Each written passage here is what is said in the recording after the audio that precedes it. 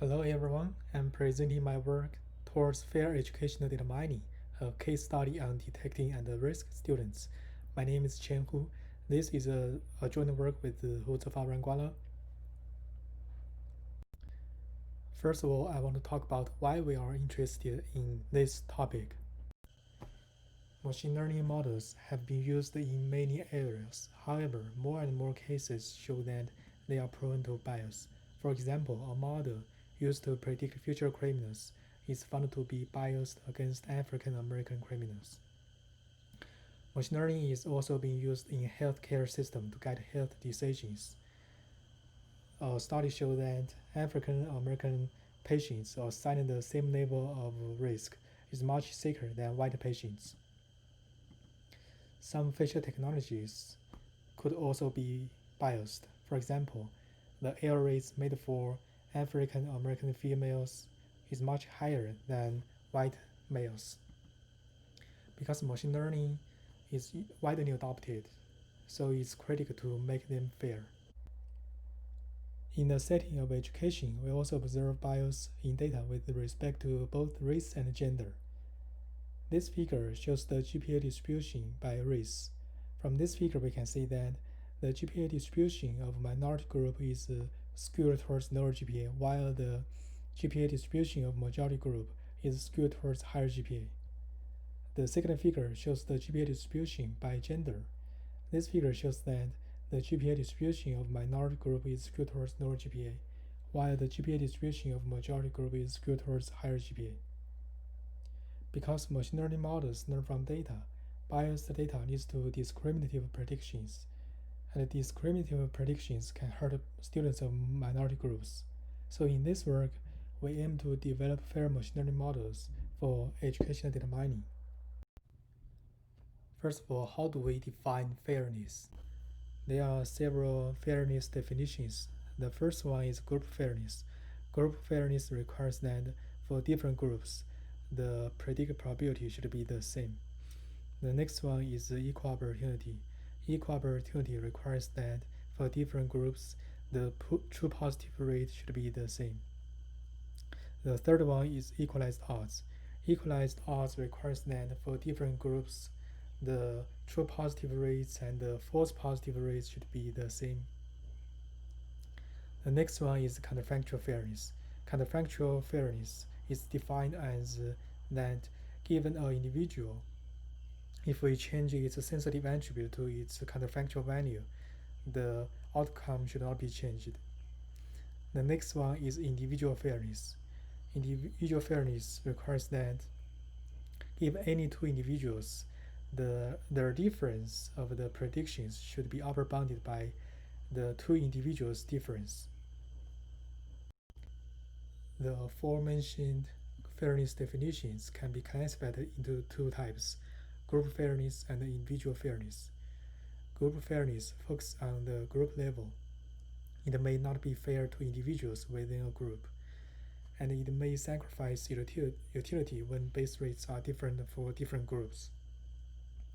The second one is individual fairness. Individual fairness focuses on the individual level. However, it requires a similarity matrix between individuals. And the fair similarity matrix is problem specific and hard to define. Requiring a similarity matrix makes it harder to use individual fairness. So in this work, we adopt the notion of metric-free individual fairness.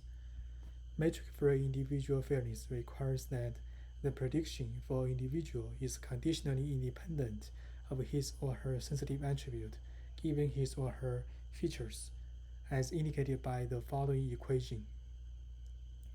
Metric-free individual fairness eliminates the need of a similarity matrix between individuals, and the distance measure between the predictions could be common distance measure between distributions, like KL divergence. Next, I'm going to talk about the method we developed based on individual fairness. Our proposed model is multiple cooperative classifiers model.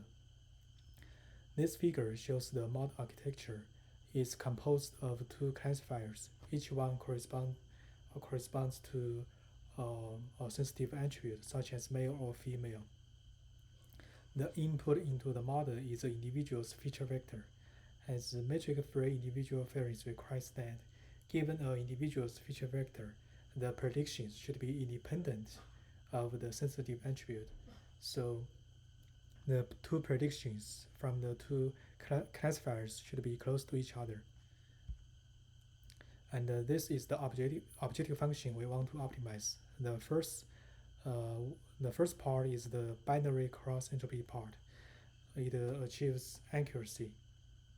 The second one is the KR divergence between the two predictions. It's used for achieving fairness.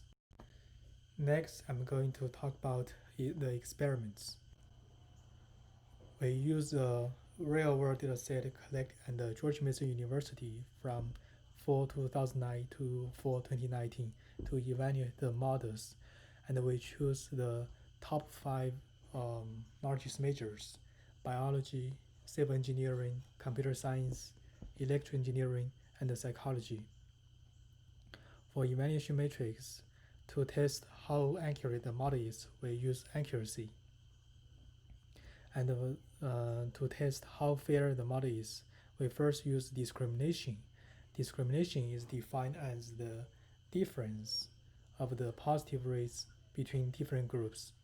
If the model is fair, that means the difference should be small. And we also use consistency. Consistency is defined as the difference of predictions between an individual with his or her k nearest neighbors. If a model is fair, that means the difference of the predictions between an individual and with its k nearest neighbors should be small, so the consistency is close to 1, otherwise it's close to 0. For baseline models, we choose several methods in the literature of fair machine learning. The first one is logistic regression. This method has no fairness constraint. The second one is Rosen fairness. Rosen fairness requires that a worse candidate should never be favored over a better one. And Rosen fairness is implemented using contextual bandit. The third one is learning fair representation.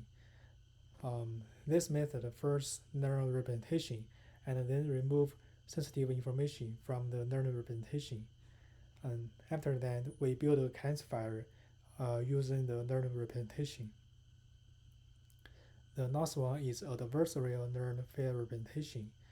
This method is similar to learning fair representation.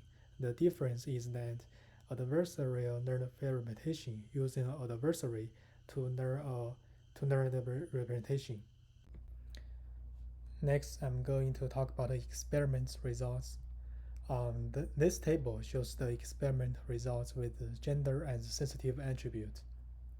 So for each major, we have 3 columns. The first column is accuracy, higher is better. The second column is discrimination, lower is better. And the third column is consistency, higher is better. From this experiment results, we can see that the logistic regression is not able to remove bias.